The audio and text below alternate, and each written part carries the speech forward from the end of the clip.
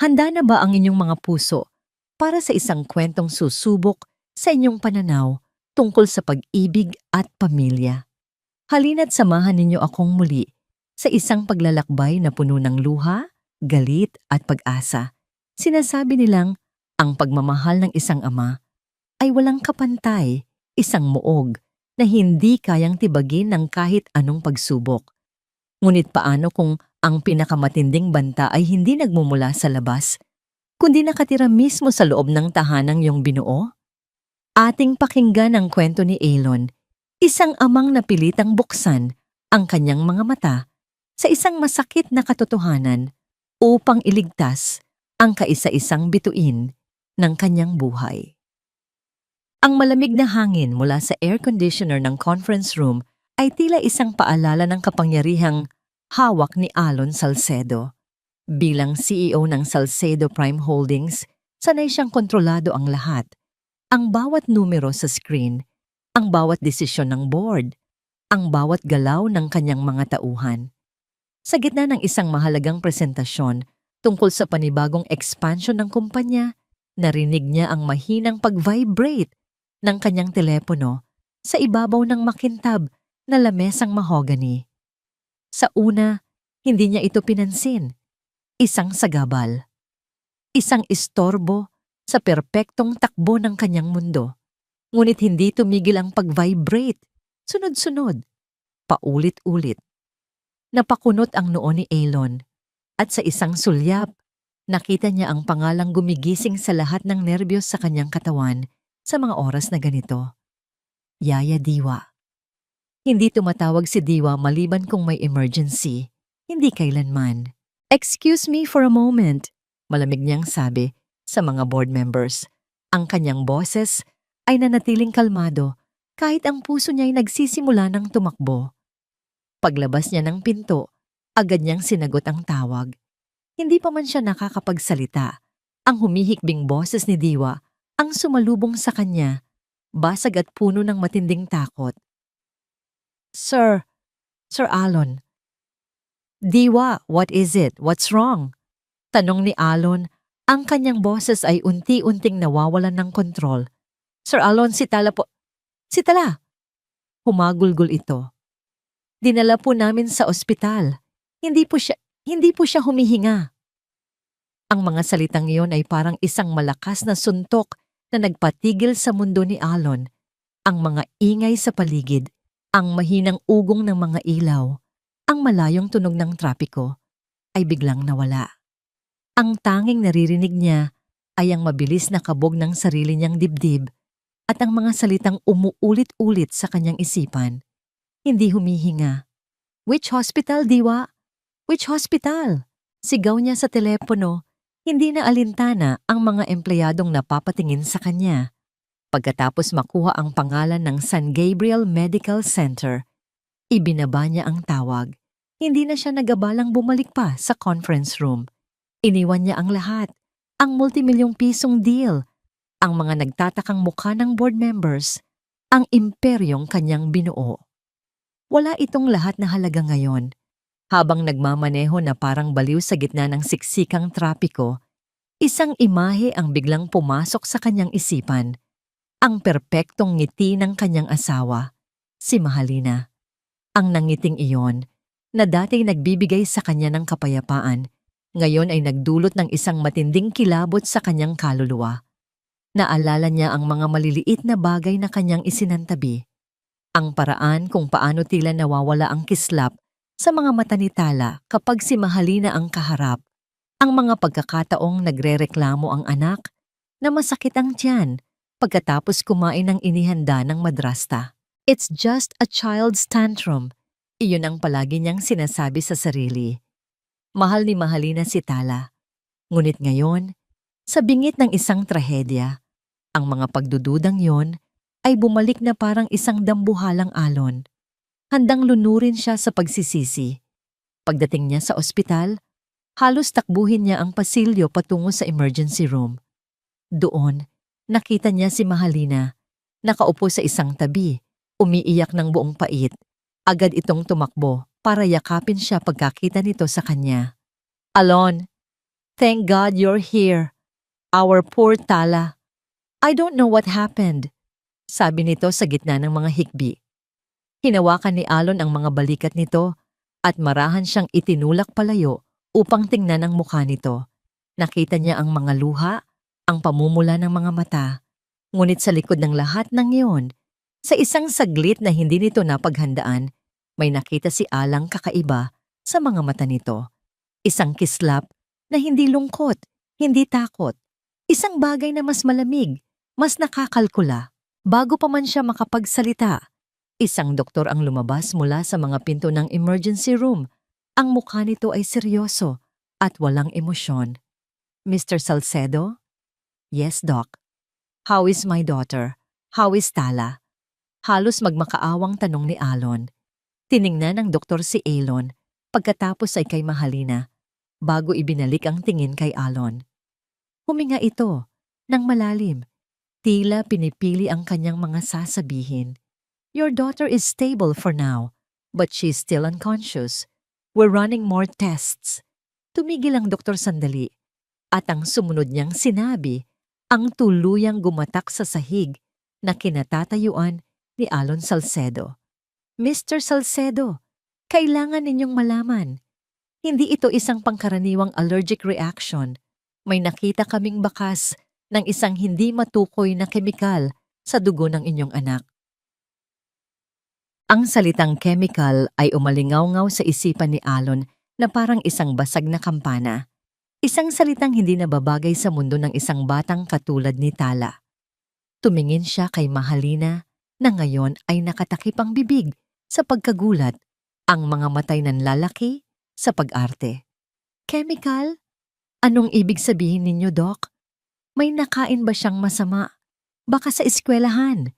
Sunod-sunod na tanong ni Mahalina. Ang boses ay puno ng pag-aalalang tila totoo. Ngunit hindi na nakikinig si Alon. Ang kanyang mga mata ay nakaydiwa na nakatayo sa may di kalayuan, nakayuko at nanginginig. May takot sa mga mata ng matanda, ngunit mayroon pa siyang nakitang iba, pagkakasala. Pagsisisi na hindi ito nagsalita ng mas maaga. Habang ang mga doktor at nurse ay pabalik-balik at si Mahalina ay patuloy sa kanyang pag-arte, marahang lumapit si Diwa kay Alon. Ang bawat hakbang niya ay tila mabigat. Ang bawat paghinga ay may kasamang pag-aalinlangan. Sir Alon, pabulong niyang tawag sa isang sulok ng pasilyo kung saan walang ibang makakarinig. Humarap si Alon. Ang kanyang mukha ay isang blangkong maskara na nagtatago sa nagngangalit na bagyo sa kanyang loob. Diwa, sabihin mo sa akin ang totoo. Imbes na sumagot, nanginginig na inilabas ni Diwa mula sa bulsa ng kanyang lumang bestida ang isang maliit at kupas na notebook. Ang mga pahina nito ay naninilaw na sa katagalan. Ang pabalat ay gasgas na. Inabot niya ito kay Alon. Pasensya na po, sir. Halos hindi marinig na sabi ni Diwa. Ang mga luhay nagbabadyang tumulo. Matagal ko na po itong gustong ibigay sa inyo. Ngayon lang po. Ngayon lang ako nagkalakas ng loob. Kinuha ni Alon ang talaarawan. Ang pakiramdam nito sa kanyang mga kamay, magaan ngunit puno ng bigat, ay isang masamang pangitain. Iniwan niya si Diwa at naghahanap ng isang tahimik na lugar sa dulo ng pasilyo. Umupo siya at sa ilalim ng malamlam na ilaw ng ospital, binuklat niya ang unang pahina. Ang sulat kamay ni Diwa ay maayos ngunit bahagyang nanginginig. Ang unang entry ay may petsang 6 na buwan na ang nakalipas, ilang linggo lamang matapos silang ikasal ni Mahalina. June 12. Masaya si Sir Alon. Masaya ako para sa kanya. Mabait tingnan si Ma'am Mahalina. Sana mahalin niya si Tala tulad ng tunay na anak. Ngunit habang binabasa ni Alon ang mga sumunod na pahina, ang pag-asa sa mga salita ni Diwa ay unti-unting napalitan ng takot. July 28. Umalis si Sir papuntang Singapore para sa business trip. Aksidenteng natapon ni Tala ang kanyang juice sa bagong bestida ni Ma'am Mahalina. Isang maliit na patak lang naman. Pero nagalit si Ma'am. Ikinulong niya si Tala Sa balkonahe ng isang oras, narinig ko ang iyak ng bata mula sa kwarto ko. Walang awa. Humigpit ang pagkakahawak ni Alon sa notebook. Naalala niya ang araw na yon. Tumawag siya mula sa Singapore at sinabi ni Mahalina na ang lahat ay maayos.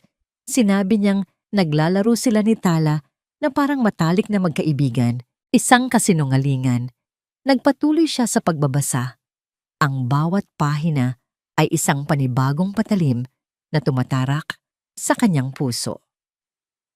August. Nagluto ako ng paboritong sinigang ni Tala, pero pinalitan ito ni Ma'am Mahalina. Pinilit niyang kainin ni Tala ang isang mapait na gulay na ayaw nito. Nang isuka ni Tala ang pagkain, kinaladkad siya ni Ma'am papunta sa kwarto at hindi pinakain ng hapunan. Narinig ko siyang sinabihan ng bata, "You are a spoiled, worthless brat." Biglang bumalik sa alaala ni Alon ang hindi mabilang na mga pagkakataon. Ang mga gabing tumatawag si Tala sa kanyang opisina, umiiyak. "Daddy, ayoko po kay Tita Lina. Ayaw niya sa akin." "Anak, don't say that. She loves you. Baka pagod lang siya." Ang bawat salitang binitawan niya para ipagtanggol si Mahalina ngayon ay parang laso na bumabalik sa kanya. Ang bawat pagwawalang bahala niya ay isang pagkukulang na hinding-hindi niya mapapatawad sa kanyang sarili. Ang pinakamasakit na nabasa niya ay hindi tungkol sa pisikal na parusa, kundi sa mga salitang ginamit ni Mahalina para sirain ang espiritu ng kanyang anak. September 30. Maaga akong nagising dahil narinig kong may nagsasalita sa kwarto ni Tala. Akala ko si Sir Alon, pero si Mama Halina pala. Nakatayo siya sa tabi ng kama ng natutulog na bata. Akala niya tulog pa ako. Narinig ko siyang bumulong. "Kung hindi ka lang pabigat sa buhay namin, isang walang kwentang kopya ng patay mong ina." Sa puntong yon, hindi na napigilan ni Alon ang isang luhang pumatak mula sa kanyang mata at tumama sa papel. Isang patak ng matinding galit at pagsisisi. Ang ala-ala ng kanyang yumaong asawa, ang pagmamahal na ibinuhos nito kay Tala, ay dinungisan ng isang babaeng tinanggap niya sa kanyang tahanan. Nanginginig ang kanyang mga kamay habang nililipat niya ang pahina hanggang sa marating niya ang pinakahuling entry na isinulat ni Diwa noong umaga ring iyon. December 1. Kakaiba ang ikinikilos ni Mama Halina nitong mga nakaraang linggo. Palagi siyang may dalang maliliit na pakete. Kaninang umaga, habang ipinaghahanda ko ng gatas si Tala, pumasok siya sa kusina. May sinabi siyang nakalimutan niya sa itaas. Pag-alis niya, napansin kong bahagyang nabago ang kulay ng gatas. At sa sahig, sa ilalim ng mesa, may nakita akong kaunting bakas ng isang berdeng pulbos. Parehong pulbos na nakita kong itinago niya sa kanyang aparador. Itinabi ko ang kaunting natira sa isang maliit na plastik. Diyos ko, protektahan niyo po si Tala. Doon nagtapos ang tala-arawan. At doon nagsimulang mamatay ang dating Alon Salcedo. Ang negosyanteng nagtitiwala sa mga ngiti at magagandang salita ay nawala. Ang natira ay isang ama na ang puso ay dinurog ng katotohanan. Ang chemical na sinabi ng doktor, ang berdeng pulbos. Nagtugma ang lahat. Ito ay hindi aksidente. Ito ay isang plano. At ang babaeng natutulog sa kanyang tabi, gabi-gabi, ang nasa likod ng lahat. Itiniklop ni Alon ang notebook. Ang kanyang kalmadong panlabas ay bumalik. Ngunit sa pagkakataong ito ay hindi na dahil sa kontrol. Ito ay ang nakakakilabot na katahimikan bago ang isang perpektong bagyo.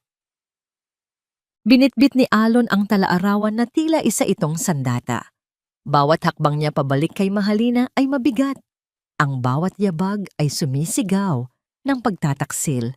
Nakita niya itong abala sa pakikipag-usap sa isang nurse. Ang mukha ay puno pa rin ng perpektong pag-aalala. Isang maskara. Isang napakagandang maskara na matagal na panahong nagpabulag sa kanya. Huminto siya sa harap nito. Hindi siya nagsalita. Hinintay niyang mapansin siya nito. Nang mag-angat ng tingin si Mahalina at ngumiti, isang matamis at mapagmahal na ngiti, doon kumulo ang dugo ni Alon. Hindi niya itinapon ang notebook. Mas malala pa roon. Dahan-dahan na may nakakakilabot na kontrol, inilapag niya ito sa maliit na coffee table sa pagitan nila.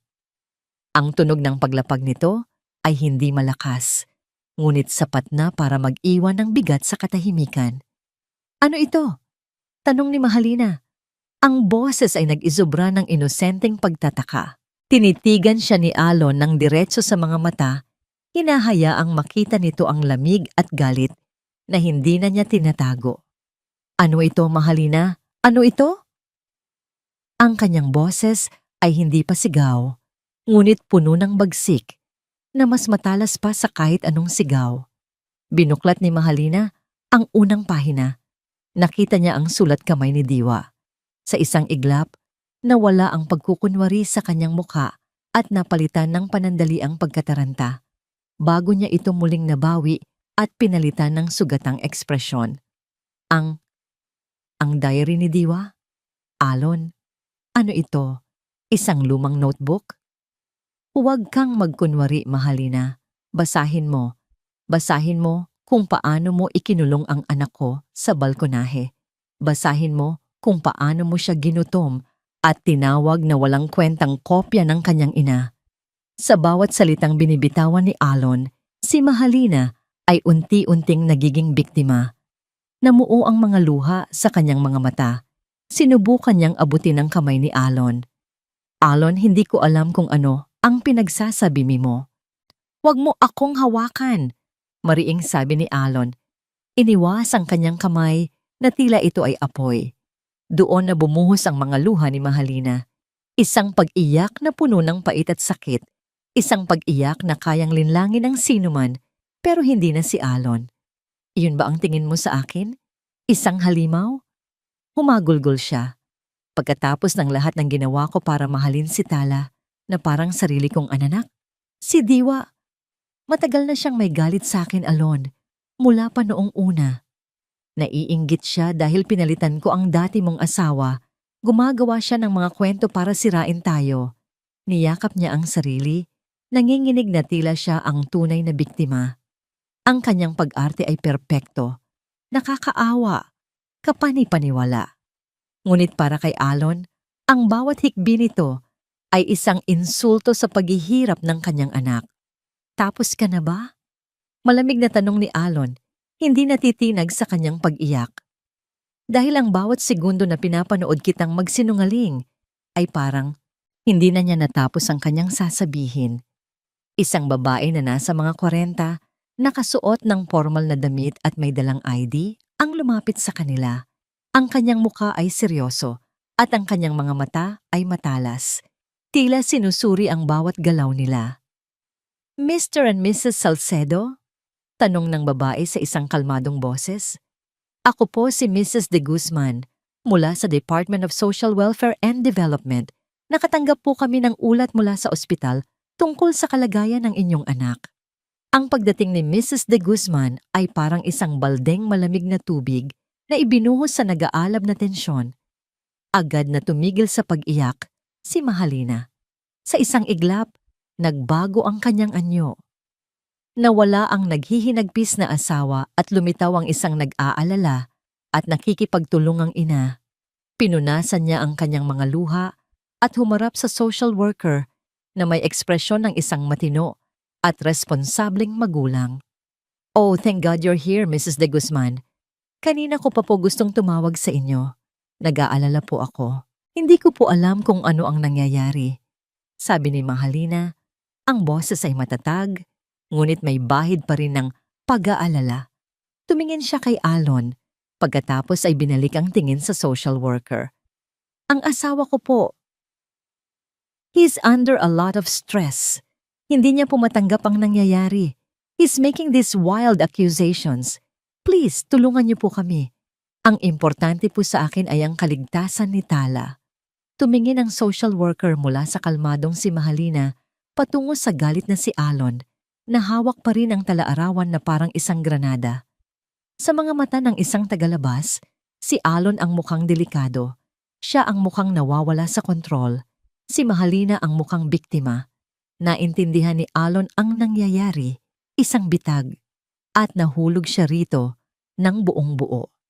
Matapos ang ilang sandali ng pagsusuri, nagsalita si Mrs. de Guzman sa isang boses na pinal at walang kinikilingan. Naiintindihan ko po na mataas ang emosyon ng lahat sa ngayon. Ang aming prioridad ay ang kapakanan ng bata. Tumingin siya sa kanilang dalawa. Ayon po sa aming protocol at para na rin sa kaligtasan ng lahat, habang isinasagawa namin ang paunang imbestigasyon, wala po sa inyong dalawa ang maaaring mapag-isa kasama ang bata. Ang mga salitang yon ay tumama kay Alon na parang kidlat. Siya na ama. Siya na handang pumatay para sa kanyang anak.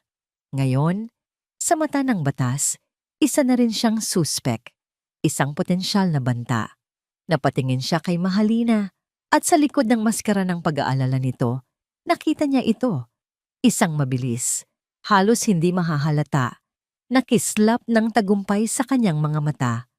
Ang pagbabawal na makalapit sa sarili niyang anak ay isang parusang mas matindi pa sa kahit anong pisikal na sakit.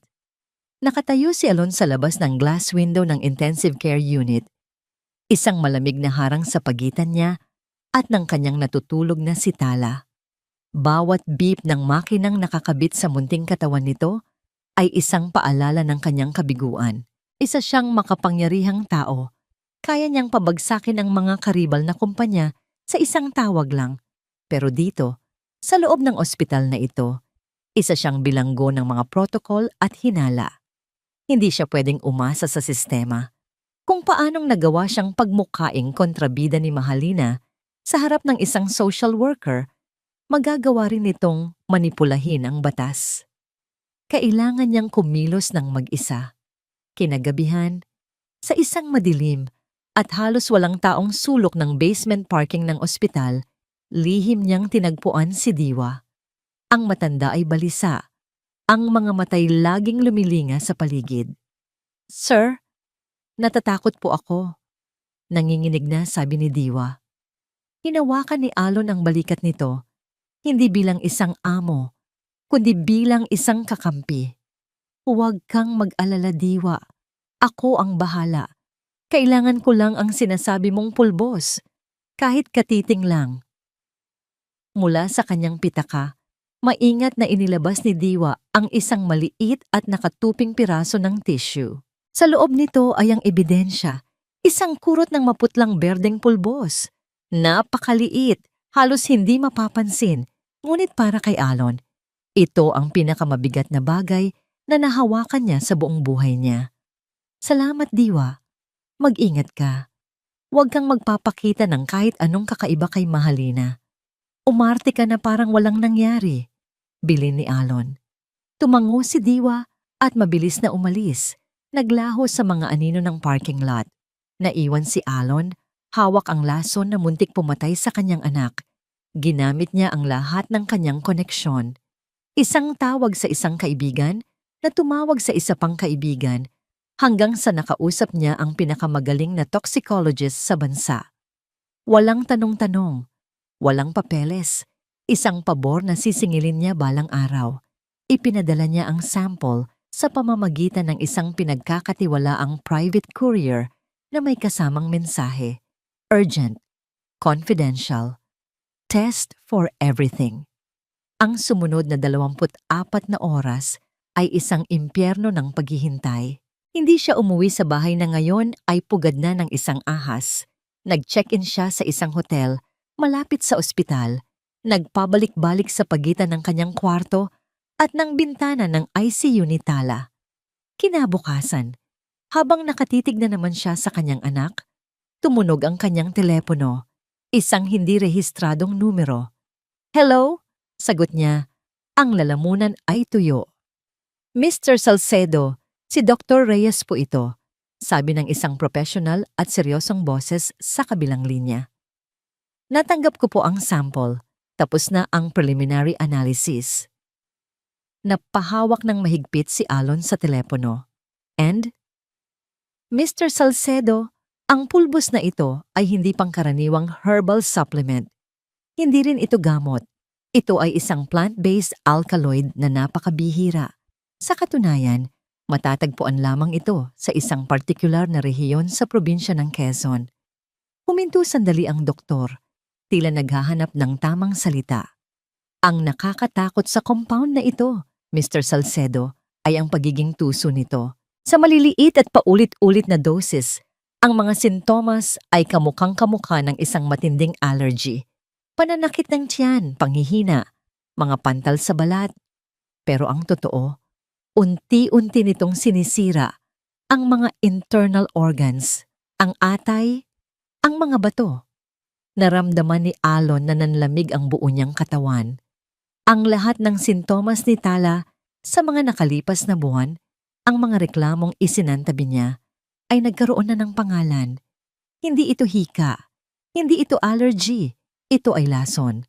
Ang huling sinabi ng doktor ang tuluyang nagpaguho sa mundo ni Alon. Ginoo, linawin ko lang po.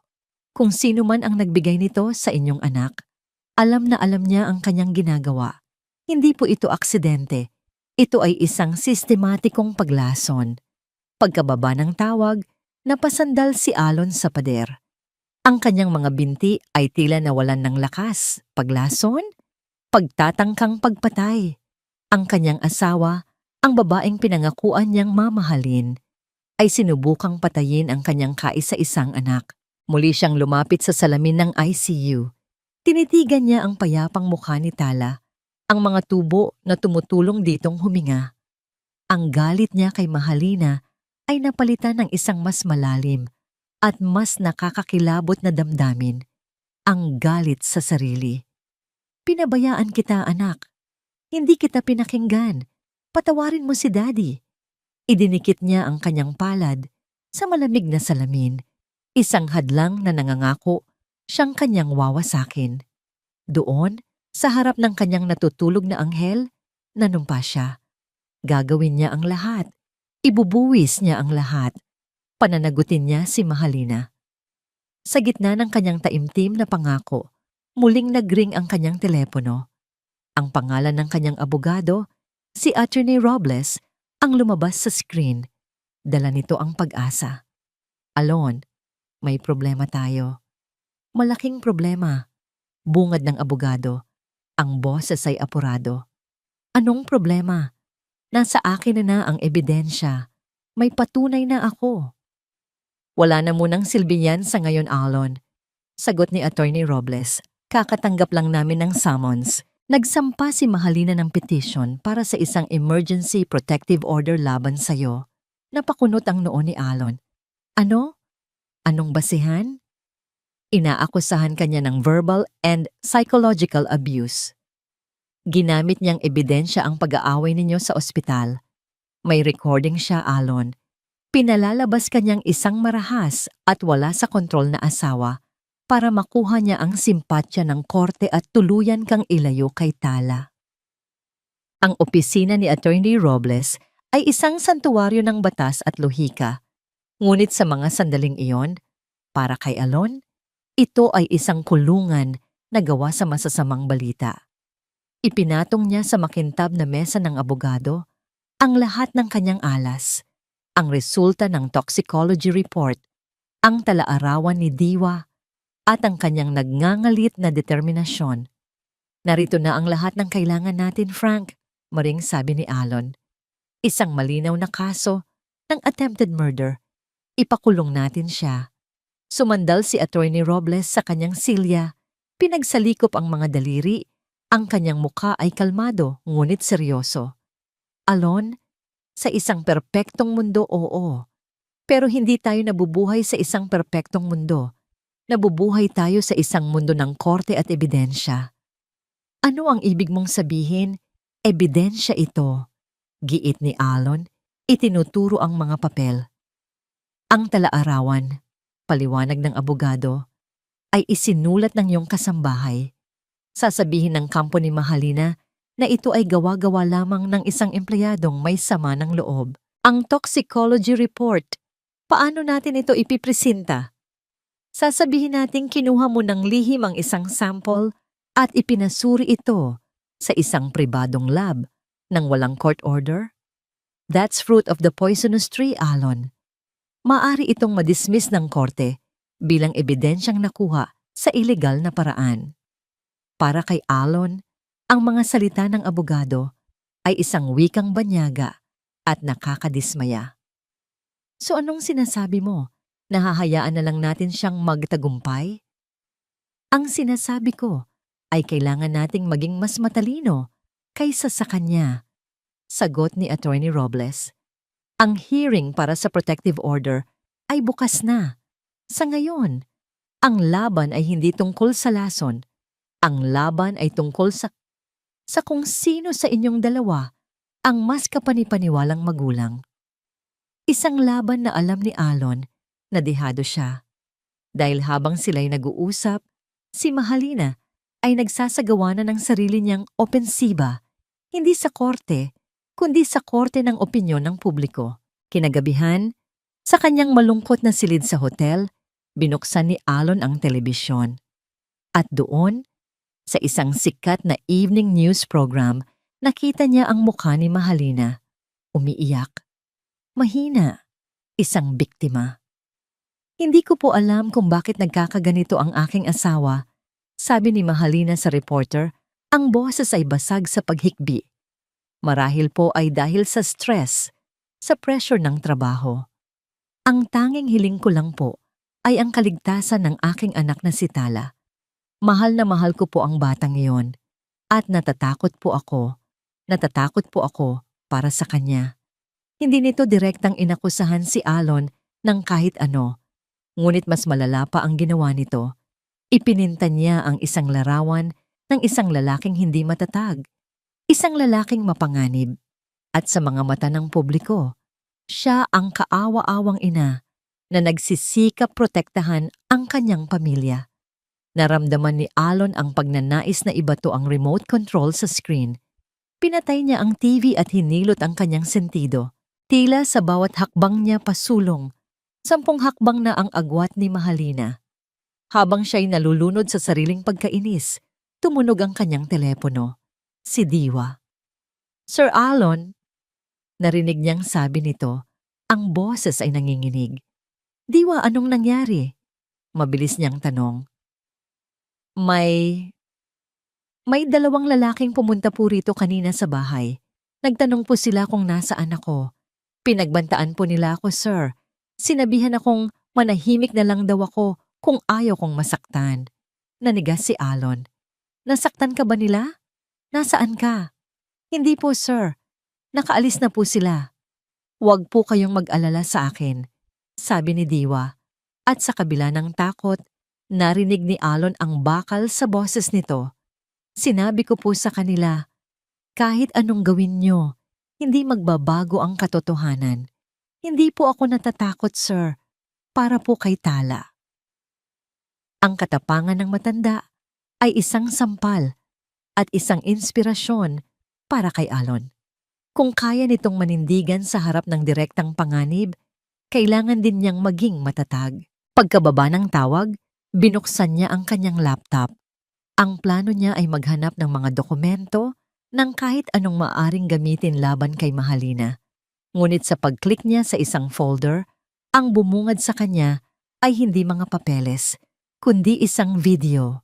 Isang video na kinunan niya noong nakaraang kaarawan ni Tala. Sa screen, tumatakbo si Tala sa isang hardin. Ang tawa nito'y kasing liwanag ng sikat ng araw. Tumatakbo ito palapit sa kamera, palapit sa kanya. I love you, Daddy. Sigaw ng munting boses bago siya niyakap ng mahigpit. Naramdaman niya ang pag-init ng kanyang mga mata. Isang malaking bukol ang bumarado sa kanyang lalamunan. Ang makapangyarihang CEO, ang lalaking hindi kailanman umiiyak, ay yumuko sa ibabaw ng kanyang laptop at hinayaang tumulo ang mga luha ng pagsisisi. Ito ang ipinaglalaban niya. Ang tawang ito, ang yakap na ito, Bukas, ang unang pagdinig. Kailangan niyang maging handa. Kailangan niyang manalo.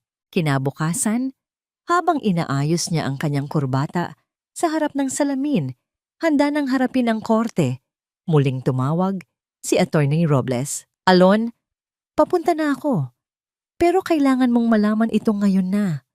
Ipinadala na ng kampo ni Mahalina ang kopya ng kanilang pangunahing ebidensya. Ang recording. Walang emosyong sabi ni Alon. Oo, at mas malala pa sa inaasahan natin, Alon. Sabi ng abogado. Ang boses ay mabigat. Hindi lang ito isang away. Malinaw na malinaw sa recording ang boses mo. Sumisigaw ka.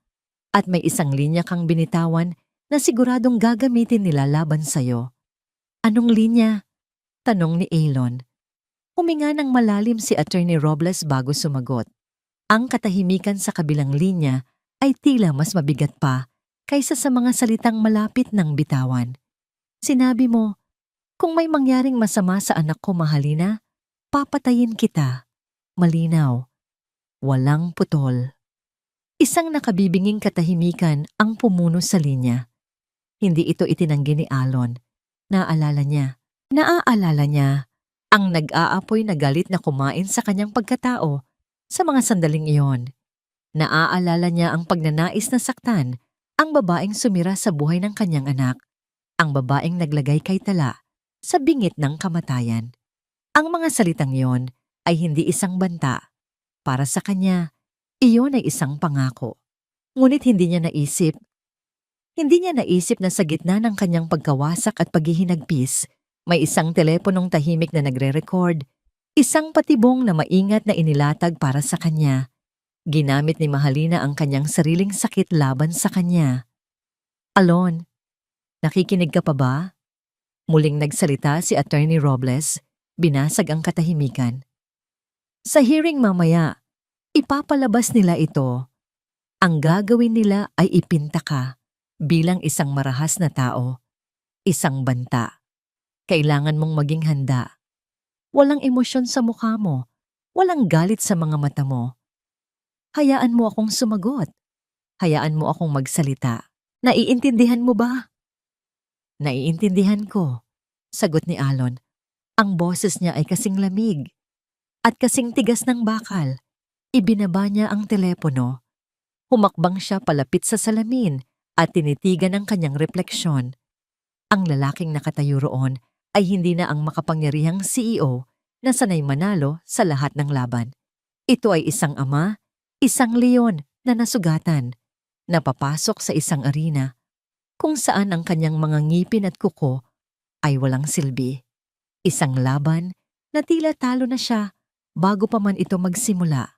Ngunit habang tinititigan niya ang sarili niyang mga mata, may isang bagong apoy na nabuo sa kaloob-looban niya. Hindi na ang mainit at mapusok na galit, kundi isang nagyeyelong determinasyon. Ang laro ni Mahalina ay magaling, tuso at nakakakilabot. Ngunit hindi pa ito tapos. Hindi pa tapos ang laban. Ang korte ay isang malamig at walang kaluluwang lugar. Bawat tunog, ang mahinang pag-ubo ng isang tao sa likuran, ang pagkaluskos ng mga papel, ang bawat pagtipa ng court stenographer, ay tila 10 beses na mas malakas sa loob ng nakabibinging katahimikan. Nakaupo si Alon sa tabi ng kanyang abogado. Ang kanyang likod ay tuwid na parang bakal. Ang kanyang mukha ay isang blangkong pader na pinilit niyang itayo. Sa kabilang panig, naroon si Mahalina, nakasuot ng isang simpleng puting bestida. Ang buhok ay nakatali ng maayos. Mukha siyang isang anghel na napadpad sa impyerno. Ang pagdinig ay nagsimula sa pagpresinta ng abogado ni Mahalina ng kanilang pangunahing ebidensya. Isang audio recording. Your Honor, nais po naming iparinig sa korteng ito ang isang recording ng pag-uusap sa pagitan ng aking kliyente at ng kanyang asawa na magpapatunay sa pabago-bago at marahas na pag-uugali ni Mr. Salcedo. Pumayag ang hukom. Isang maliit na speaker ang inilagay sa gitna. At pagkatapos, ang boses mismo ni Elon ang pumuno sa silid, hindi ang kanyang kalmado at kontroladong boses pang negosyo, kundi isang boses na basag sa galit at sakit. Ano ito, Mahalina? Ano ito? Narinig ng buong korte ang kanyang mga akusasyon, ang kanyang mga sigaw. At narinig din nila ang mahina at umiiyak na boses ni Mahalina. Nagmamakaawa, nagpapaliwanag. Ang recording ay maingat na pinutol at inedit para palabasing siya ang agresor at si Mahalina ang biktima. At pagkatapos, dumating ang pinakamatinding dagok. Ang huling linya na kanyang binitawan sa gitna ng kanyang galit. Kung may mangyaring masama sa anak ko, Mahalina, papatayin kita. Ang mga salitang yon ay lumutang sa ere ng korte, malamig at mapanganib. Tumingin ang hukom sa kanya. Ang mga mata nito'y walang mababakas na emosyon, ngunit puno ng pagsusuri. Hindi kumibo si Alon. Pinako niya ang kanyang tingin sa kawalan, habang nararamdaman niya ang bigat ng tingin ng lahat ng tao sa silid. Sunod na tinawag sa witness stand si Diwa.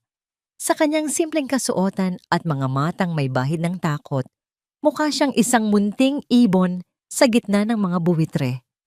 Sinubukan niyang isalaysay ang mga nakita niya, ang mga naisulat niya sa tala-arawan.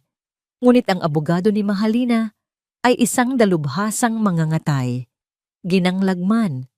Simula ng abogado sa isang malumanay, ngunit mapanlinlang na boses. Ilang taon na po kayong nagsisilbi sa pamilya Salcedo? Mula pa po noong nabubuhay pa ang unang asawa ni Sir Alon. Sagot ni Diwa. So mas matagal po kayong naging malapit sa yumaong asawa ni Mr. Salcedo. Tama po ba? Opo.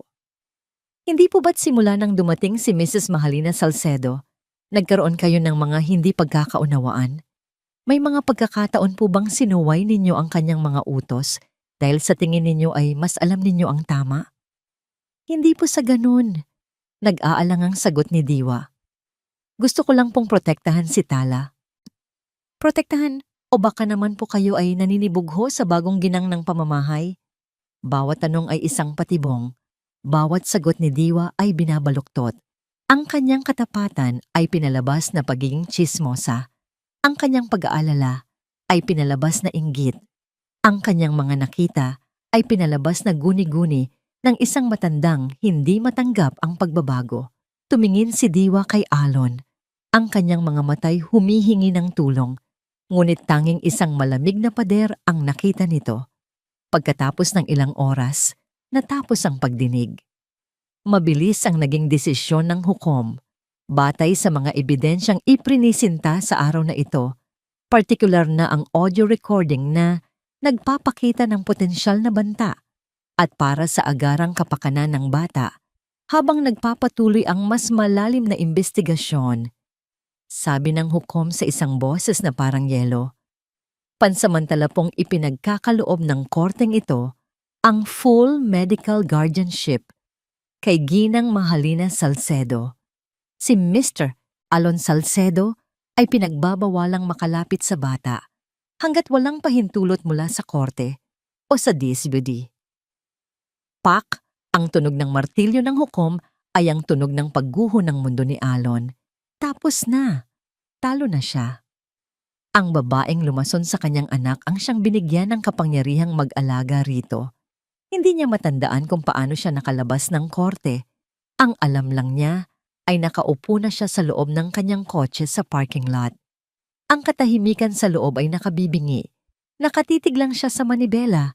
Ang kanyang mga kamay ay nakakuyom ng napakahigpit. Nawala na ang lahat. Ang kanyang anak. Ang kanyang karapatan bilang isang ama. Ang kanyang laban. Isang malakas, walang tunog na sigaw, ang kumawala mula sa kanyang dibdib. Isang sigaw ng sukdulang kabiguan. At pagkatapos, sa sobrang galit at kawalan ng pag-asa, paulit-ulit niyang sinuntok ang manibela. Ang bawat suntok ay isang pagtuligsa sa kanyang sariling katangahan, sa kanyang pagkabulag. Nang siya'y mapagod, isinubsob na lamang niya ang kanyang ulo sa manibela. Ang kanyang mga balikat ay nanginginig sa isang tahimik na pagtangis. Ito na. Ito na ang pinakamadilim na sandali ng kanyang buhay. Sa gitna ng kanyang pagdurusa, may narinig siyang isang mahinang katok sa bintana ng kanyang sasakyan. Inangat niya ang kanyang ulo, handang sigawan kung sino man ang nang-iistorbo sa kanya. Ngunit ang nakita niya ay ang mukha ni Diwa. Ang mga mata nito'y hindi nagpapakita ng awa, kundi ng determinasyon. Binuksan niya ang bintana. "Sir?" sabi ni Diwa sa isang boses na matatag at puno ng isang lihim na bigat. "May isa pa po akong dapat sabihin sa inyo. Isang bagay na hindi ko naisulat. Isang bagay na ipinangako ko sa dati ninyong asawa bago siya mamatay." Ang mga salita ni Diwa ay parang isang susi na dahan-dahang pumasok sa nakasaradong pinto ng pagkatalo ni Alon. Inangat niya ang kanyang tingin mula sa manibela. Ang mga matay pagod at puno ng sakit at tinitigan ang matanda. Ang babaeng nasa harap niya ngayon ay hindi lang isang simpleng kasambahay na natatakot. May bigat at lalim sa kanyang paninindigan na ngayon lang nakita ni Alon. Pinatay niya ang makina ng sasakyan. "Pumasok ka!" Utos niya. Ang boses ay magaspang dahil sa hindi nagamit na mga sigaw. Tahimik na pumasok si Diwa sa passenger seat. Sa loob ng ilang sandali, tanging ang tunog lamang ng kanilang paghinga ang maririnig sa loob ng sasakyan. Ang hangin ay mabigat, puno ng mga hindi sinasabing salita at ng sariwang sakit ng pagkatalo. "Ano ang pangakong yon, Diwa?" tanong ni Alon. Hindi tumitingin dito. Ang tingin niya ay nakapako pa rin sa walang laman na pader ng parking lot sa harap nila. Huminga ng malalim si Diwa, tila nag-iipon ng lakas. "Sir Alon, bago po pumanaw si Ma'am Clara, ang dati ninyong asawa, pinatawag niya po ako sa kanyang tabi." Ang pagbanggit sa pangalan ng kanyang yumaong asawa ay parang isang multo na biglang nagparamdam.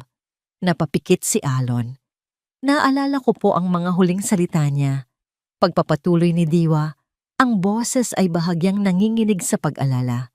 Sinabi niya, "Diwa, pinsan ko, pakiusap, huwag mong pababayaan ang anak ko. Huwag mong pababayaan si Tala. Pinangako ko po sa kanya na habang nabubuhay ako, babantayan ko ang inyong anak." Dahan-dahang lumingon si Alon kay Diwa. Ang kanyang pagod na isip ay sinusubukang iproseso ang kanyang narinig. "Pinsan?" Tumango si Diwa at sa unang pagkakataon, nakita ni Alon ang mga luhang namuo sa mga mata nito. Hindi luha ng takot, kundi luha ng matagal nang itinagong katapatan. "Hindi po kami magkadugo. Malayo po kaming magpinsan sa probinsya. Ako po ang tinulungan niya noong naghahanap ako ng trabaho dito sa Maynila. Hindi ko po ito sinabi sa inyo noon dahil ayaw po ni Ma'am Clara na isipin ninyong may paboritismo. Gusto niya pong patunayan na karapat-dapat ako sa tiwala ninyo bilang si Diwa, hindi bilang kamag-anak niya." Ang revelasyong yun ay isang malakas na sampal ng katotohanan kay Alon. Biglang nagkaroon ng kahulugan ang lahat. Ang hindi matatawarang katapatan ni Diwa. Ang masusing pag-obserba nito. Ang katapangan nitong itago ang isang talaarawan. Hindi ito ginawa ng isang simpleng kasambahay. Ginawa ito ng isang pamilya, isang pangako. Sa unang pagkakataon, mula nang magsimula ang bangungot na ito, tumingin si Alon kay Diwa hindi bilang isang empleyado, kundi bilang isang tunay na kakampi. Ang huling tanikala na nag-uugnay sa kanyang yumaong asawa. Isang bantay na hindi niya alam na naroon pala. "Salamat, Diwa," sabi ni Alon. Ang dalawang salita ay hindi sapat para ipahayag ang bigat ng pasasalamat na nararamdaman niya. "Salamat." "Hindi pa po tapos ang laban, sir," matatag na sabi ni Diwa, pinupunasan ng kanyang mga luha. Ang apoy ng pag-asa ay muling sumiklab sa kanyang mga mata. "May naalala po ako, isang bagay na maaring makatulong." Napatingin si Alon. Ang buong atensyon niya ay nakay Diwa. "Ilang linggo po ang nakalipas. pag-alala ni Diwa. Narinig ko pong may kausap si Ma'am Mahalina sa telepono. Iba po ang punto ng kausap niya. Parang taga-probinsya. Galit na galit si Ma'am Mahalina. Narinig ko pong sinabi niya, "Siguraduhin mong epektibo yung gamot mo para sa peste. Mahal ang binayad ko dyan." Gamot para sa peste. Inulit ni Alon. Ang mga salita ay tila may kakaibang lasa sa kanyang dila. Peste. Iyon ang turing ni Mahalina sa kanyang anak. Naalala mo pa ba ang ibang detalye? Lugar? Pangalan? Umiling si Diwa. Wala na po, sir. Iyon lang po ang malinaw kong narinig. Ngunit sapat na yon. Isang sinulid, isang manipis na sinulid ng pag-asa na handang kapitan ni Alon ng buong higpit. Okay, sabi ni Alon. At sa pagsabi niya ng salitang iyon, may nagbago sa kanya. Nawala ang bakas ng pagkatalo sa kanyang mga mata at napalitan ito ng isang matalas at nakapokus na determinasyon. Ang CEO, ang estratehista, ay nagbalik. Ang lason ay galing sa isang halaman na sa Quezon lang matatagpuan. Ang kausap niya ay may puntong probinsyal, may koneksyon. Kailangan nating hanapin ang taong iyon. Kailangan nating hanapin ang pinagmulan ng lason. Kinuha niya ang kanyang telepono at tinawagan ang isang numero mula sa kanyang memorya. Isang pribadong investigador na may utang na loob sa kanya. "Miguel, si Elon ito." Sabi niya sa telepono. Ang boses ay puno na ng awtoridad. "Kailangan ko ng tulong mo. Kailangan kong i-trace ang lahat ng tawag ni Mahalina sa nakalipas na 2 buwan. Hanapin mo ang lahat ng tawag na nagmula sa probinsya ng Quezon. Bilisan mo." Pagkababa niya ng tawag, humarap siya kay Diwa. "Hindi pa tayo tapos, Diwa. Ngayon pa lang tayo magsisimula." Habang papalubog ang araw sa labas ng parking lot, isang bagong liwanag ang sumisikat sa loob ng sasakyan ni Alon. Hindi na ito ang liwanag ng isang perpektong pamilya o ng isang matagumpay na karera, kundi ang mas maliit, mas desperado, ngunit mas matatag na liwanag ng pag-asa. Ang biyahe papuntang Quezon ay isang paglalakbay sa ibang mundo para kay Alon. Ang mga pamilyar na gusaling salamin at bakal ng Maynila ay napalitan ng walang katapusang hanay ng mga puno ng niyog. Ang maingay na busina ng trapiko ay napalitan ng huni ng mga kuliglig. Dito, sa ilalim ng maalinsangang hangin ng probinsya, naramdaman niya kung gaano siya kalayo sa kanyang comfort zone. Ngunit ang bawat kilometrong nilalakbay niya ay nagpapatibay lamang sa kanyang determinasyon. Iniwan niya ang kanyang mamahaling sasakyan sa bayan at umarkila ng isang lumang owner-type jeep para makapasok sa liblib na baryo na itinuro ng investigador ni Alon. Ang makitid na daan ng lupa ay baku-bako at ang bawat lubak ay tila isang paalala kung gaano kahirap hanapin ang katotohanan. Pagdating sa baryo, ang pakiramdam ay tila bumalik siya sa nakaraan. Mga bahay na gawa sa kawayan at pawid, mga manok na tumatakbo sa daan, at mga taong nakatitig sa kanya nang may halong pagtataka at paghihinala. Isang taong Maynila, isang dayo, isang problema. Lumapit siya sa isang grupo ng mga lalaking nag-iinuman sa ilalim ng isang puno ng mangga. "Magandang araw po. May hinahanap lang po sana akong isang manggagamot dito. Isang albularyo." Ang mga lalaki ay nagkatinginan lamang. Walang nagsalita. Isang matinding pader ng katahimikan ang sumalubong sa kanya. Paulit-ulit niyang sinubukan, lumapit sa isang tindahan, nagtanong sa mga naglalabas sa ilog. Pareho ang sagot. Isang iling, isang kibit-balikat, o isang blangkong tingin. Pinoprotektahan nila ang isa't isa. Nang malapit na siyang mawalan ng pag-asa, isang batang lalaki na hindi hihigit sa 10 taong gulang ang lumapit sa kanya. "Kuya, bigyan mo ako ng 50, ituturo ko sa'yo." Walang pag-aalinlangang dinukot ni Alon ang 100 piso at ibinigay sa bata. Itinuro ng bata ang isang maliit na dampa sa dulo ng baryo Halos natatakpan na ng mga baging at malalaking puno, malayo sa ibang mga bahay.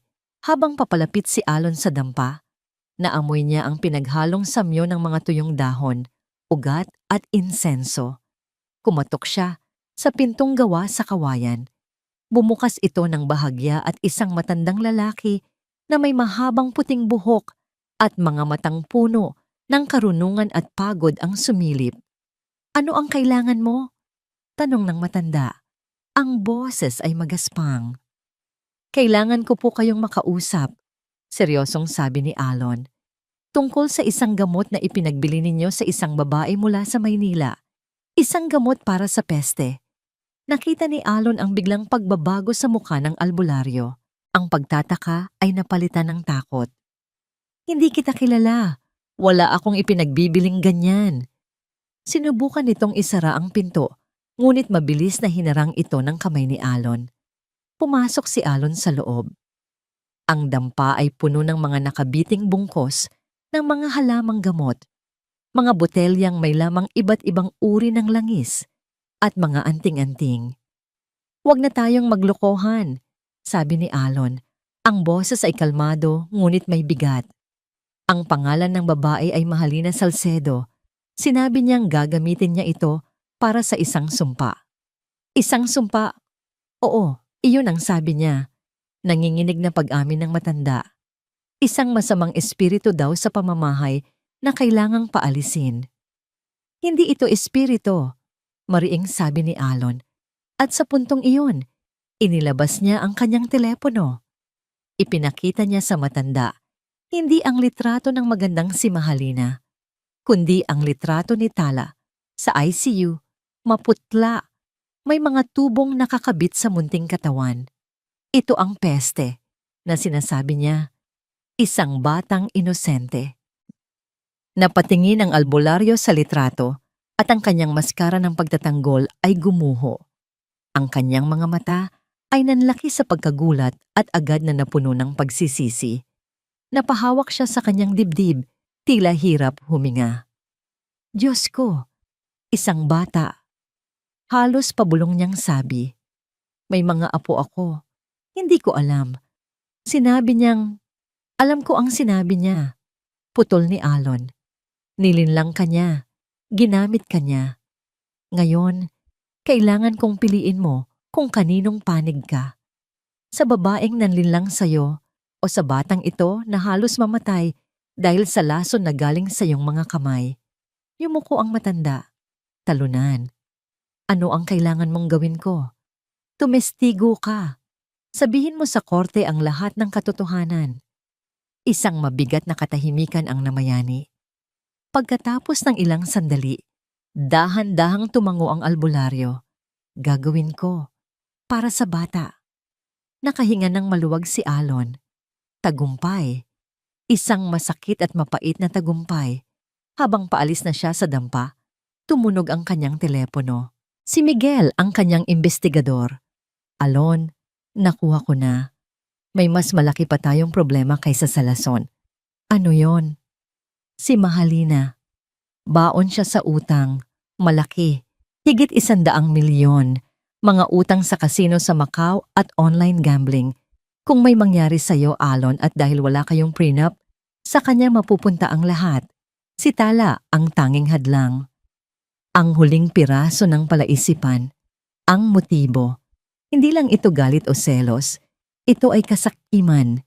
Isang malamig at nakakalkulang plano para sa pera. Habang pinoproseso ni Alon ang lahat ng ito, ang testamento ng albularyo, ang motibo ng kasakiman, muling nagring ang kanyang telepono. Isang numero mula sa San Gabriel Medical Center. Agad na bumilis ang tibok ng kanyang puso. "Hello?" Sagot niya. Naghahanda para sa anumang balita. Isang masayang boses ng nurse ang kanyang narinig sa kabilang linya. "Mr. Salcedo, good news po. Nagkamalay na po ang anak ninyo. Gising na si Tala." Ang mga salitang "gising na si Tala" ay musika sa pandinig ni Alon. Isang himig ng pag-asa na nagpawi sa lahat ng kanyang pagod at takot. Ang biyahe pabalik sa Maynila ay mas mabilis. Ang bawat kilometro ay tila nililipad niya, dala ng sabik na makita at mayakap ang kanyang anak. Ang lahat ng ebidensya, ang testimonya ng albularyo, ang mga utang ni Mahalina ay mahalaga. Ngunit walang hihigit sa katotohanang muli niyang makikita ang mga matang dilat ng kanyang bituin. Ngunit ang pagbabalik sa ospital ay isa ring pagbabalik sa malupit na realidad. Ang court order. Hindi niya basta-basta maaaring takbuhin ang silid ni Tala at yakapin ito. Kailangan niyang dumaan sa proseso. Sa tulong ni Attorney Robles at ng DSWD, isang supervised visit ang agad na isinaayos.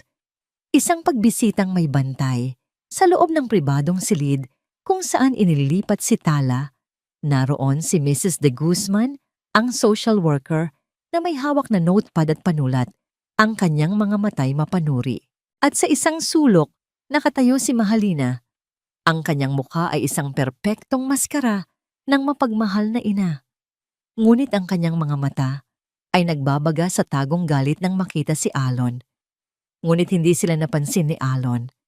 Ang buong mundo niya ay lumiit at nakasentro lamang sa isang maliit na figura na nakahiga sa kama. Si Tala. Ang kanyang anak ay gising na nga. Maputla pa rin at nangangayayat, ngunit ang mga mata nito'y bukas at buhay. Nang makita siya nito, isang munting kislap ang lumitaw sa mga matang yon. Daddy? Ang boses nito ay mahina. Isang bulong lamang, ngunit para kay Alon, ito ang pinakamalakas at pinakamagandang tunog sa buong mundo. Lumuhod siya sa tabi ng kama, hindi alintana ang mamahaling pantalon na nalulukot sa sahig ng ospital. Maingat niyang hinawakan ang kamay ng anak. Napakaliit nito sa palad niya. Marupok. Ngunit ang mahinang pagpisil nito ay nagbigay sa kanya ng lakas na higit pa sa kayang ibigay ng lahat ng yaman niya. I'm here, anak. Daddy's here, sabi niya. Ang sariling boses ay nag-uumpisang mabasag. Ang mga luhang matagal na niyang pinigilan ay nagbadyang tumulo. Hindi luha ng pagkatalo, kundi luha ng labis na pasasalamat at pagmamahal. Sinubukan ni Tala na bumangon ng bahagya at muli itong bumulong. Tila may isang mahalagang sikretong nais iparating. Agad na inilapit ni Alon ang kanyang tainga sa munting bibig ng anak. Ang buong silid ay nawala. Ang social worker, ang ahas na nagngangalang Mahalina, lahat sila ay nabura. Tanging siya at ang kanyang bituin na lang ang naroon. At sa katahimikan, narinig niya ang mga salitang wawasak sa lahat ng natitirang depensa ni Mahalina, mga salitang mas matibay pa sa kahit anong ebidensya sa papel. Daddy, ayoko kay Tita Lina. Humihingal na bulong ni Tala, ang mga matay puno ng takot nang ngayon lang nagkaroon ng boses. Masama siya. Ang simpleng pangungusap ng isang bata. Ang dalisay na katotohanan. Hindi ito ikinagulat ni Alon, ngunit ang marinig ito mula mismo sa kanyang anak ay parang isang kutsilyong itinarak at inikot sa kanyang puso. Isang malamig na galit ang gumapang sa kanyang mga ugat. Ngunit sa pagkakataong ito, hindi ito ang mapusok na galit na nagpahamak sa kanya sa korte. Ito ay isang nagyeyelong determinasyon. Napansin niya mula sa gilid ng kanyang mga mata ang paggalaw. Si Mrs. De Guzman ay napatigil sa pagsusulat. Ang kanyang panulat ay nanatiling nakatutok sa papel. Ang mga matay nakapako sa bata, puno ng bagong realisasyon. At si Mahalina, ang kanyang perpektong maskara ay gumuho sa isang iglap. Isang nakakakilabot na pamumutla ang gumuhit sa kanyang mukha. Nakita ni Alon ang hindi maitatagong kislap ng purong sindak sa mga mata nito bago niya ito mabilis na pinalitan ng pagkukunwaring awa. Ngunit huli na, nakita na ng lahat, marahang hinalikan ni Alon ang noo ng kanyang anak. Shh! Okay lang anak, hindi ka na niya muling sasaktan. Pagkatapos, Bumulong siya pabalik, isang pangakong para lamang sa kanilang dalawa. Hinding-hindi na siya muling lalapit sa'yo, pangako ni Daddy. Pagkasabi niyon, dahan-dahan siyang tumayo. Hindi na niya tiningnan si Tala. Ang kanyang mga mata, na puno ng luha kanina, ay tuyo na ngayon at kasing lamig ng bakal. Dahan-dahan niyang inilibot ang kanyang paningin at ipinako ito ng diretso kay Mahalina. Walang salitang namutawi sa kanyang bibig, ngunit ang kanyang tingin ay sapat na. Isang tingin na nangangako ng paghuhukom, isang tingin na nagsasabing, tapos na ang laro mo. Sa ilalim ng tinging iyon, si Mahalina ay napaurong ng bahagya, isang hindi sinasadyang galaw na nagsasabi ng lahat. Sa sandaling iyon, nag-vibrate ang telepono sa bulsa ni Alon. Isang maikling text message mula kay Attorney Robles. Kinuha niya ito, hindi inaalis ang kanyang tingin kay Mahalina. Binasa niya ang mensahe. Nakita nila ang mosyon natin, ang mga bagong ebidensya. Pumayag ang hukom. Mayroon tayong emergency hearing. Bukas, isang bahagya, halos hindi mahahalata at mapanganib ng ngiti ang sumilay sa mga labi ni Alon. Dumating na ang araw ng paniningil. Sa pangalawang pagkakataon, pumasok si Alon sa parehong korte, ngunit ngayon, ibang tao na siya. Ang hangin ay hindi na mabigat sa pagkatalo, kundi sa nagbabadyang pagtutuos. Sa kanyang tabi, si Attorney Robles ay kalmado. Ang kanyang briefcase ay puno ng mga sandatang gawa sa katotohanan. Sa kabilang panig, si Mahalina ay naroon pa rin, nakasuot ng damit na nagpapahiwatig ng kalinisan, ngunit may isang bahagyang panginginig sa kanyang mga kamay na hindi maitatago ng kanyang pekeng kahinahunan. The court recognizes the urgency of this new hearing. Sabi ng hukom, ang kanyang tingin ay matalas at nakapokus kay Attorney Robles. Present your new evidence. Thank you, Your Honor, sagot ng abogado. We would like to call our first witness. Isang pinto sa gilid ng korte ang bumukas. Pumasok ang isang lalaking hindi pamilyar sa silid. Isang matandang payat. Nakasuot ng simpleng kamiseta at pantalon, ang balat ay kulay lupa. At ang mga matay puno ng takot, ngunit may determinasyon. Ang albularyo. Napatayo ang abogado ni Mahalina. Objection, Your Honor. This is a surprise witness. Overruled, mariing sabi ng hukom. Sit down, counsel. Hahayaan ng korteng ito na marinig ang lahat ng panig. Umupo ang albularyo sa witness stand. Ang kanyang mga kamay ay nanginginig habang nanunumpa. Maari mo bang sabihin sa korteng ito ang iyong pangalan at kung ano ang iyong trabaho? Tanong ni Attorney Robles. Ako po si Mang Carding. Isa po akong manggagamot sa aming baryo sa Quezon. Mang Carding, mayroon po bang isang babae na lumapit sa inyo mga ilang buwan na ang nakalipas? Isang babaeng taga Maynila na humihingi ng isang espesyal na gamot? Tumingin si Mang Carding sa direksyon ni Mahalina. Opo, siya po, sabi nito. Itinuturo si Mahalina na namumutla na ngayon. Sinabi niya pong may isang masamang sumpa sa kanilang bahay, isang peste na kailangan niyang alisin. Nagbayad po siya ng malaki para sa isang halamang gamot na makapangyarihan daw pong magtaboy nito. At ano ang nangyari nang malaman mo kung sino talaga ang peste na tinutukoy niya? Ipinakita po sa akin ni Mr. Salcedo ang litrato ng isang batang nasa ospital. Sabi ni Mang Carding, ang boses ay nababasag na. Kung alam ko lang po na isang inosenteng bata ang kanyang papainumin, hinding-hindi po ako papayag. Ang testimonya ay parang isang bombang sumabog sa katahimikan ng korte. Sunod na iprinisinta ni Attorney Robles ang toxicology report na perpektong tumutugma sa uri ng halaman na binanggit ng albularyo. Ang koneksyon ay hindi na maikakaila. Sumunod na tinawag si Diwa. Ngunit sa pagkakataong ito, hindi na siya ang kawawang kasambahay. Tumayo siya ng may dignidad. Ginanglagman, malumanay na tanong ni Attorney Robles. Sa unang pagdinig, Pinalabas ng kabilang kampo na kayo ay isang empleyadong may sama ng loob. Ngunit may mas malalim pa pong dahilan ang inyong katapatan kay Tala. Hindi po ba? Tumingin si Diwa sa hukom, pagkatapos ay kay Alon. Opo. Maaari niyo po bang sabihin sa korte ang dahilan na iyon? Huminga ng malalim si Diwa. Bago po pumanaw ang unang asawa ni Sir Alon, si Ma'am Clara, ipinangako ko po sa kanya na babantayan ko ang kanyang anak. Napoprotektahan ko si Tala sa lahat ng oras. Ang pag-aalaga ko po kay Tala ay hindi trabaho. Ito po ay isang pangako. Ang mga salita ni Diwa ay puno ng bigat at katapatan at winasak nito ang lahat ng pagdududa sa kanyang kredibilidad. At para sa huling dagok, iprinisinta ni Attorney Robles ang mga dokumento ng pananalapi, ang mga bank statement, ang mga ulat mula sa mga kasino sa Macau, ang mga record ng online gambling, isang bundok ng utang. Your Honor, sabi ni Attorney Robles, ang boses ay umaalingaw-ngaw sa silid. Hindi po ito krimen ng selos o galit. Ito po ay isang krimen ng kasakiman.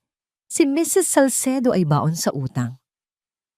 Ang tanging paraan para makabayad ay ang makuha ang yaman ng kanyang asawa. At ang kaisa-isang hadlang sa planong iyon ay ang nag-iisang tagapagmana ni Mr. Salcedo, ang kanyang anak na si Tala. Doon na sumabog si Mahalina. Ang lahat ng pagkukunwari, ang lahat ng pag-arte ay naglaho na parang bula. Mga sinungaling. Sigaw niya, napatayo mula sa kanyang upuan. Itinuturo si Diwa at ang albularyo.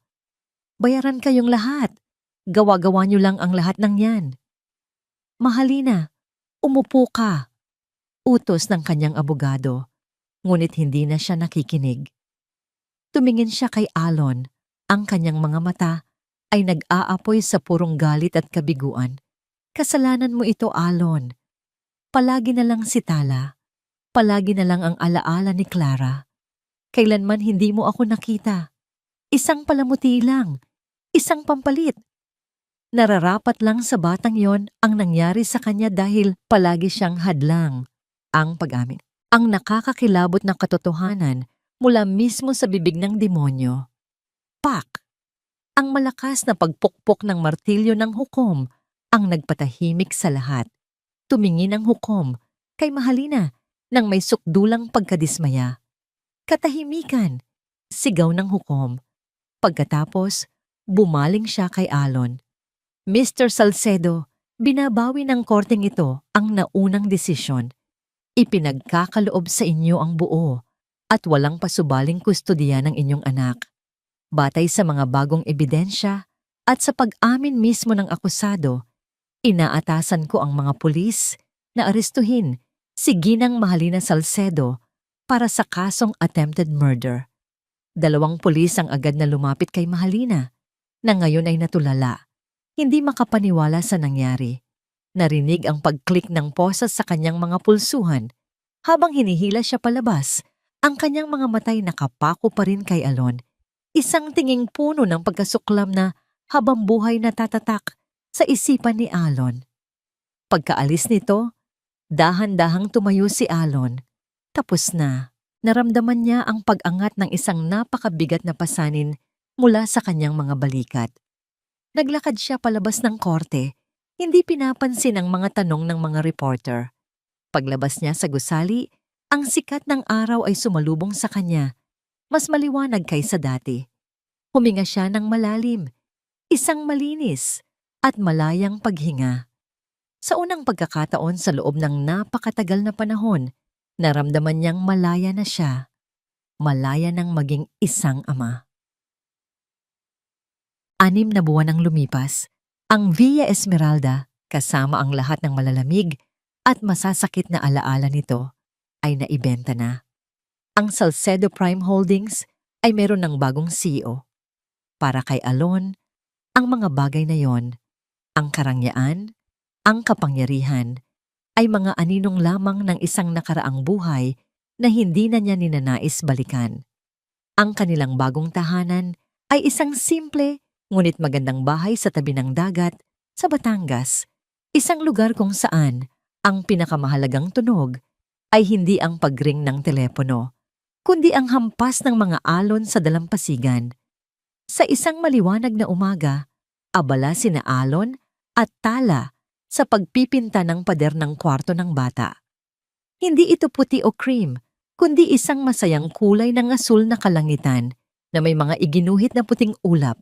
Si Tala, na ngayon ay malusog na muli, ang kanyang buhok ay humahaba na at ang kislap ay bumalik na sa kanyang mga mata, ay tumatawa habang nadudumihan ng pintura ang dulo ng ilong ng kanyang ama. "Daddy, you look like a clown." Hagik-gik niya. Ngumiti si Alon, isang ngiting totoo at magaan na, ngayon lang muling natutunan ng kanyang mga labi. "And you, my little star, you look like an artist." Pumasok si Diwa sa silid, may dalang isang pitsel ng malamig na juice at isang plato ng sandwiches. Hindi na siya nakasuot ng uniforme ng kasambahay, kundi isang simpleng bestida. Hindi na siya isang empleyado. Isa na siyang lola, isang tita, isang kapamilya. "Tama na muna yan," nakangiting sabi ni Diwa. "Magmeryenda muna kayo bago matuyo ang pintura sa mga mukha ninyo." Umupo silang tatlo sa sahig, sa gitna ng mga lata ng pintura at mga lumang dyaryo, at nagsalo-salo.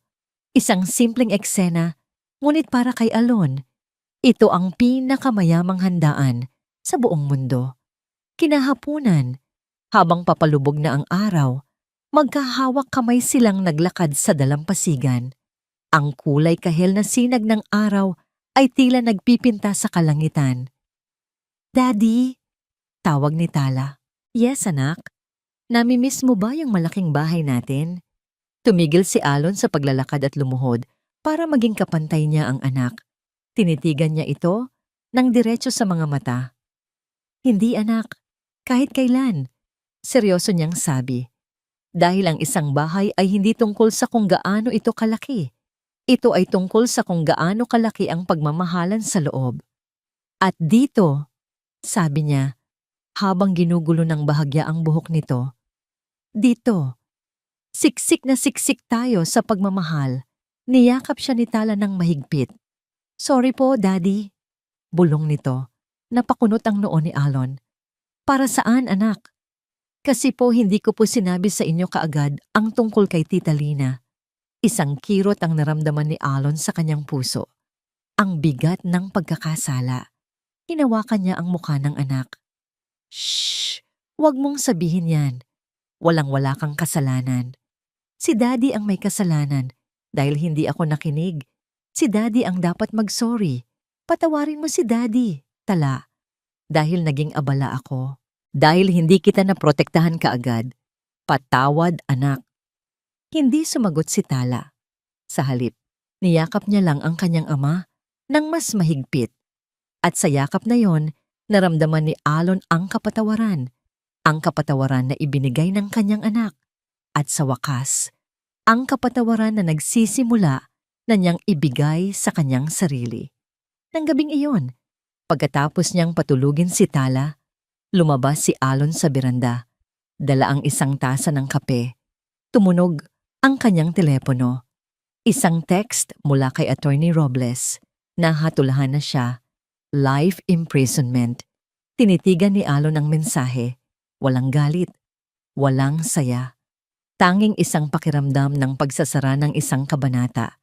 Itinaas niya ang kanyang tingin at pinanood ang mga bituin na nagniningning sa madilim na kalangitan. May isang bituin na mas maliwanag kaysa sa iba. Naalala niya ang kanyang yumaong asawa. Naalala niya ang kanyang pangako. "Natupad na, Clara," bulong niya sa hangin. "Ligtas na ang bituin natin." Tinapos niya ang kanyang kape at bumalik sa loob. Dahan-dahan niyang binuksan ang pinto ng kwarto ni Tala. Sa liwanag na nagmumula sa buwan, nakita niya ang kanyang anak na mahimbing na natutulog. Ang kanyang dibdib ay marahang tumataas baba sa bawat paghinga. Isang paghingang mapayapa, isang paghingang malaya. Ito na ang kanyang bagong yaman. Ito na ang kanyang bagong imperyo. At sa pagkakataong ito, babantayan niya ito ng buong puso. Habang buhay. At dito nagtatapos ang kwento ni Alon at ng kanyang tala. Isang kwentong nagpapaalala sa atin na ang tunay na pagmamahal ng isang magulang ay hindi nasusukat sa kayamanan o karangyaan, kundi sa oras na inilalaan, sa pandinig na bukas, at sa tapang na ipaglaban ang kaligtasan ng anak, kahit pa ang kalaban ay ang anino sa loob ng sarili nating tahanan. Maraming pong salamat sa inyong walang sawang pagsubaybay at pakikinig. Sana po ay may napulot kayong aral at inspirasyon sa kwentong ating pinagsaluhan. Ano po ang masasabi ninyo sa naging kapalaran ni Mahalina at sa bagong buhay ni Alon at Tala? At anong uri naman po ng kwento ang gusto ninyong marinig sa susunod? I-comment nyo lang po sa ibaba at aming babasahin ang lahat ng inyong mga suhestiyon. Hindi dito nagtatapos ang ating paglalakbay. Marami pa pong kwentong kasing ganda at mas puno ng aral dito sa aming channel. Kung nagustuhan nyo ang kwentong ito, i-like, i-share sa pamilya at mga kaibigan, at mag-subscribe na rin para lagi kayong updated sa mga susunod pa naming kwento. I-click nyo ang notification bell para kayo ang unang makarinig kapag may bago kaming upload. Pagpalain po kayo ng Panginoon, kayo at ang inyong buong pamilya.